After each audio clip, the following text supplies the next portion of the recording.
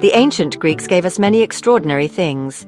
Philosophy, democracy, and mathematics all owe a huge debt to them, but perhaps one of their most vibrant gifts is drama. Western theatre begins here, in sun-drenched amphitheatres. It was a place where stories of gods and heroes came alive. These performances were not simply entertainment as we might think of it today. They were something much deeper, much more vital to the fabric of Greek society. They explored the very essence of what it meant to be human, to live, to suffer, and to question the world around us. These theatrical experiences were deeply intertwined with religious ritual. Imagine the air thick with anticipation, the scent of incense perhaps. The Greeks believed their gods walked among them, influencing their lives. Theatre was a way to honor these deities, especially Dionysus. He was the god of wine, ecstasy, and transformation. It was in his name that these incredible performances unfolded. The line between sacred ceremony and dramatic art was beautifully, purposefully blurred. What started as hymns and dances for a god evolved into complex plays. These plays wrestled with profound questions. Think about the power of these stories. They tackled fate, justice, and the often fraught relationship between mortals and the divine. Could one escape one's destiny? What were the consequences of pride, or hubris as the Greeks called it? These were not easy questions then, and they remain potent today. The masked actors on stage were more than just players. They were conduits for these grand ideas, channeling emotions that resonated with every single member of the audience. It was a communal experience, a shared journey into the heart of human existence. So, let us journey back in time. Let us explore the birth of this remarkable art form. We will uncover its roots in fervent religious practice. We will meet the innovators who shaped its early development. We will walk through the bustling festivals that celebrated it. And we will understand why these ancient plays, born thousands of years ago, still have the power to move us, to challenge us, and to make us think. The echoes of those first performances still resonate, a testament to their enduring brilliance. At the very heart of Greek drama beats the pulse of Dionysus. He was a god unlike any other in the Olympian pantheon. Dionysus represented the untamed, the wild, the intoxicating aspects of life. He was the god of the grape harvest, of wine that could loosen tongues and inhibitions. He was also the god of ecstatic release, of dance, and of spiritual liberation. His worship often involved fervent, almost frenzied rituals.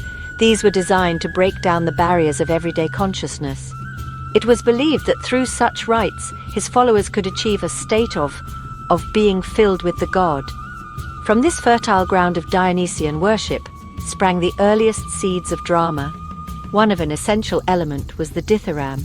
This was a passionate choral hymn sung and danced by a group, usually of 50 men or boys.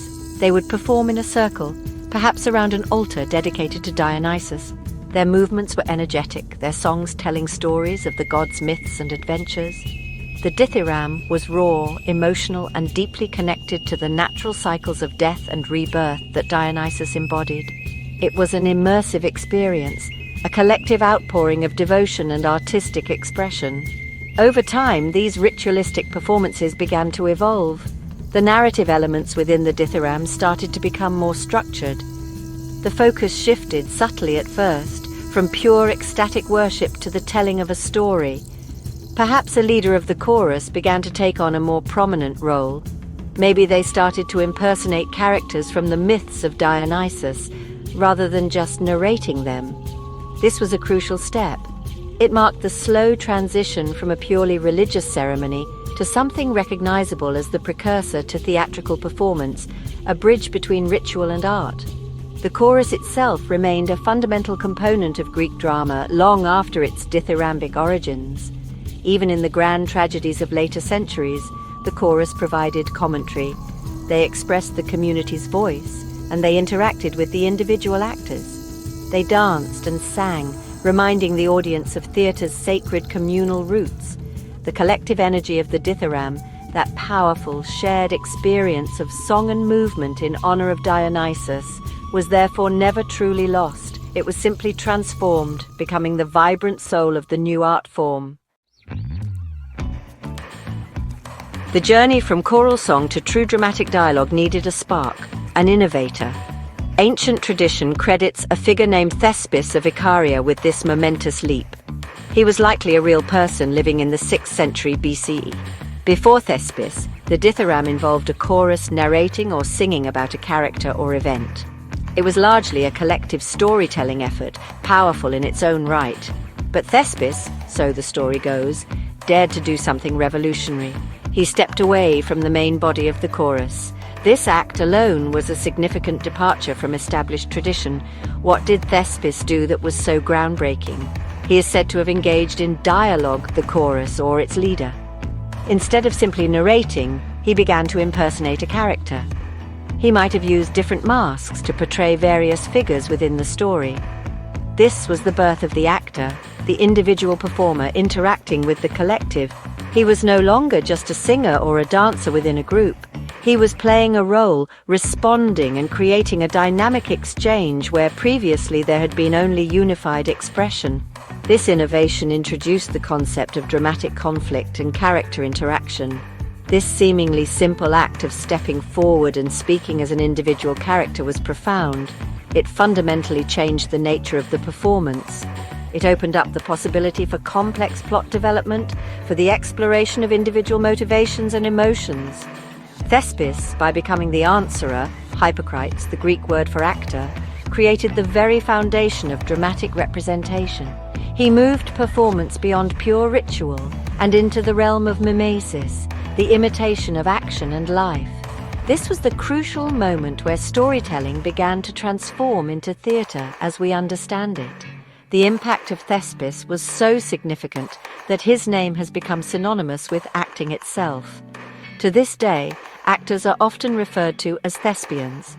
While the historical details surrounding Thespis are somewhat legendary, his symbolic importance is undeniable. He represents that pivotal moment when one voice emerged from the many. This emergence allowed for the birth of individual characterization and the dynamic interplay that defines drama. He is remembered not just for being first, but for unlocking a new way of telling stories and exploring the human condition on a stage. The burgeoning art of drama needed a grand stage, a focal point for its development and celebration. In Athens, this came in the form of the city Dionysia, or Great Dionysia. This was an annual spring festival held in honor of Dionysus Eleutherius. It wasn't just a local fair, it became one of the most important religious and civic events in the Athenian calendar. Lasting for several days, it drew citizens from all walks of life, as well as visitors from across the Greek world. It was a time of public holiday, of feasting, and of intense theatrical competition. The city Dionysia was far more than mere entertainment. It was a deeply significant civic and religious occasion. Wealthy citizens known as choregoi sponsored the plays, viewing it as a prestigious public service. The state itself organized and funded much of the festival. It was a demonstration of Athenian cultural power and piety. The highlight was the competition between playwrights, each presenting a series of plays, usually 3 tragedies and a satyr play. Winning this competition brought immense prestige. The entire city was invested in these performances, debating their merits and meanings. Imagine the atmosphere in Athens during the festival. Processions wound through the city's streets carrying sacred objects and statues of Dionysus. Sacrifices were made and hymns were sung. The days were filled with anticipation for the theatrical contests held in the Theatre of Dionysus, nestled on the slope of the Acropolis. Businesses would close and even prisoners were sometimes released to attend. It was a time when the community came together, united in worship and in the shared experience of watching these powerful stories unfold. The air itself would have buzzed with excitement and civic pride. This festival structure was crucial for the development of Greek drama. It provided a regular, high-profile platform for playwrights to showcase their work. The competitive element spurred innovation and artistic excellence. Playwrights were constantly pushing boundaries, exploring new themes and dramatic techniques to impress the judges and the audience. The city Dionysia, therefore, was not just a backdrop for theatre. It was an engine driving its evolution. It nurtured the talents of the great tragedians and comedians, ensuring that Greek drama reached extraordinary heights of artistic achievement and cultural importance. Section 5. Tears of the Gods, the essence of Greek tragedy. Greek tragedy stands as one of the most profound artistic achievements of the ancient world. These plays were not designed for light amusement. They grappled with the biggest questions of human existence: fate, free will, justice, suffering, and the often incomprehensible actions of the gods. The protagonists of tragedy were typically figures of high standing: kings, queens, heroes. Yet despite their noble status, they were often undone by a fatal flaw, there or by circumstances beyond their control. Their stories evoked pity for their suffering and fear that such fates could befall anyone. The great philosopher Aristotle, in his explored the purpose of tragedy. He argued that it aimed to achieve in the audience.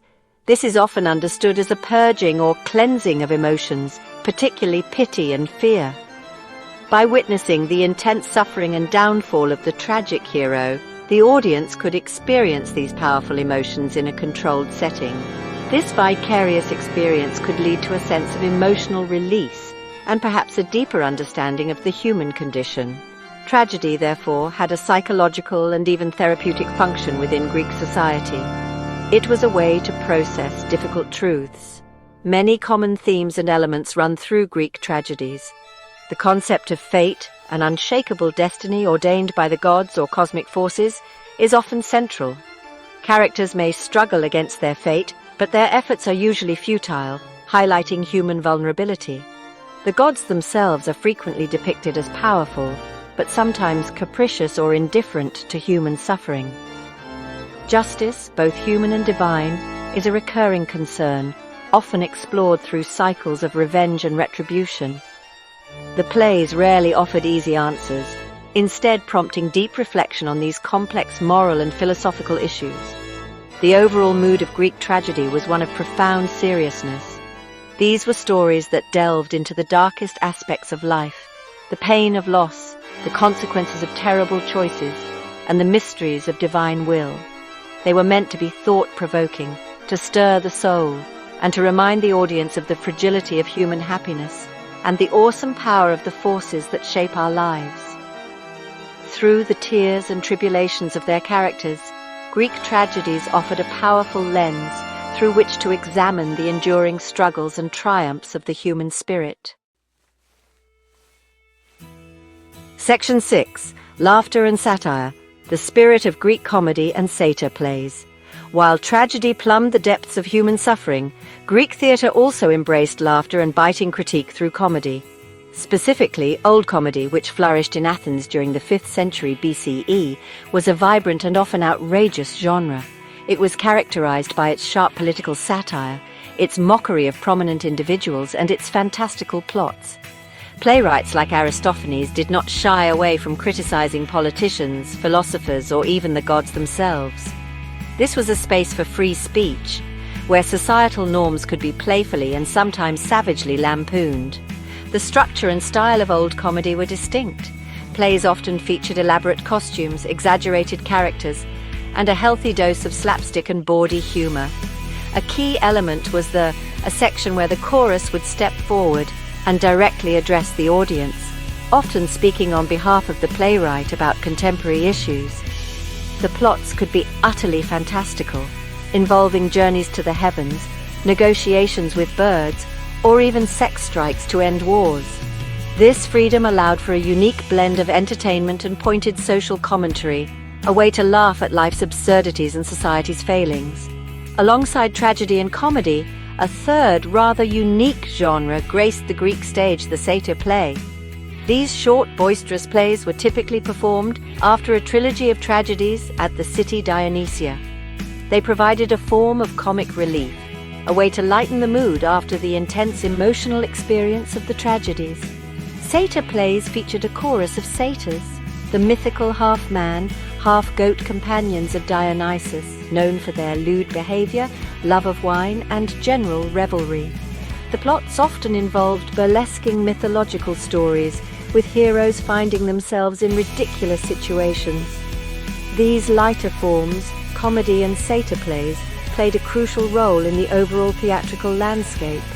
They provided balance to the seriousness of tragedy. They offered an outlet for social and political critique that might have been too direct or dangerous in other contexts. They reminded audiences of the importance of laughter, of revelry, and of the earthier aspects of human nature, all under the watchful eye of Dionysus, the god who embraced both ecstatic joy and profound transformation. Together, these genres created a rich and diverse theatrical tapestry, reflecting the complexity of Greek life and thought. Section 7. Masters of the Stage, the Great Playwrights. The golden age of Greek drama was illuminated by the genius of several extraordinary playwrights. Among the tragedians, Aeschylus stands as a foundational figure, often called the father of tragedy. Active in the early 5th century BCE, he is credited with introducing a second actor to the stage. This innovation allowed for true dialogue and conflict between characters, moving beyond the actor-chorus dynamic. Aeschylus's plays, such as the Trilogy, are known for their grand themes, their majestic language, and their deep exploration of justice, divine will, and the inheritance of guilt across generations. His work set a high bar for those who followed. Sophocles, who came after Aeschylus, further refined the art of tragedy. He is celebrated for introducing a third actor, which increased the complexity of plot and character interaction. Sophocles also reduced the importance of the chorus somewhat, placing more emphasis on the individual characters and their psychological depth. His plays, including masterpieces like and explore the tension between human agency and the power of fate. His characters are often noble individuals caught in devastating moral dilemmas, their struggles revealing profound truths about human nature and the often harsh realities of the world. Euripides, the last of the three great Athenian tragedians, brought a new level of psychological realism and social critique to his plays. He often questioned traditional myths and religious beliefs, and his characters were portrayed with a striking emotional intensity and complexity. Euripides was particularly noted for his strong and often controversial female characters, such as Medea or Phaedra, who defied conventional expectations. Plays like and showcase his willingness to explore darker aspects of human passion and the unsettling power of the irrational. His innovative approach sometimes made him less popular in his own time, but deeply influential later. In the realm of old comedy, Aristophanes reigned supreme. His surviving plays, such as And, are brilliant examples of biting satire, fantastical plots, and exuberant humor. Aristophanes used his comedic genius to lampoon prominent politicians like Cleon, critique the Peloponnesian War, and mock intellectuals like Socrates. His work provides an invaluable, if comically distorted, window into Athenian society, its concerns, its personalities, and its robust tradition of free speech. These playwrights, through their distinct voices and enduring works, shaped not only Greek theatre, but the entire Western dramatic tradition. Section 8. The Grand Amphitheatre Staging Ancient Stories.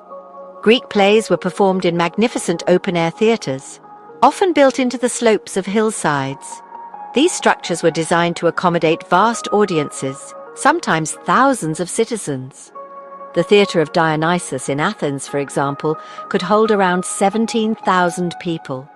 The design was typically a semicircular seating area, the literally seeing place, which curved around a central circular performance space. This architectural form provided excellent acoustics, allowing the actors' voices, even unamplified, to carry to the furthest rows. The experience was communal, with the sky above and the landscape often visible beyond the stage. Several key architectural elements defined these theatres. The, meaning dancing place, was the flat circular area at the heart of the theatre, where the chorus performed its songs and dances. Behind the orchestra stood a stone or wooden building that served as a backdrop. Initially a simple hut for actors to change, it evolved into a more elaborate structure, sometimes with painted scenery representing a palace or temple. Actors could enter and exit through doors in the skein. The singular were the broad passageways on either side of the orchestra, used by the chorus and actors for entrances and exits. Performance conventions in Greek theatre were quite distinct from modern practice. The chorus played a vital role, acting as a collective character, commenting on the action, expressing the community's fears or hopes, and engaging in dialogue with the actors. All performers wore masks, typically made of linen, cork, or wood. These masks served several purposes. They amplified the actors' voices, allowed a few actors to play multiple roles, including female roles as all actors were male, and conveyed clear character types and emotions to the large audiences. Costumes were also important, often elaborate and symbolic, helping to establish character and status.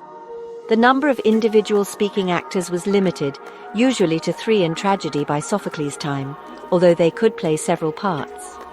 This meant that much of the dramatic action and character development relied on skillful dialogue and strong vocal delivery.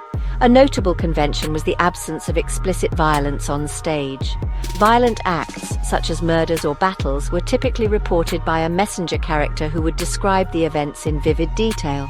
This allowed the audience to imagine the horror without seeing it directly, focusing instead on the emotional and psychological impact of these events.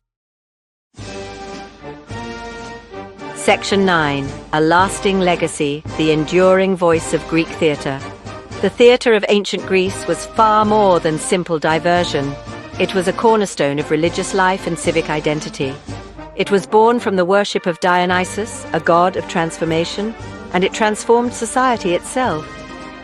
The grand festivals, like the city Dionysia, were moments of collective participation, where citizens gathered not just to be entertained, but to engage with profound moral, ethical, and spiritual questions.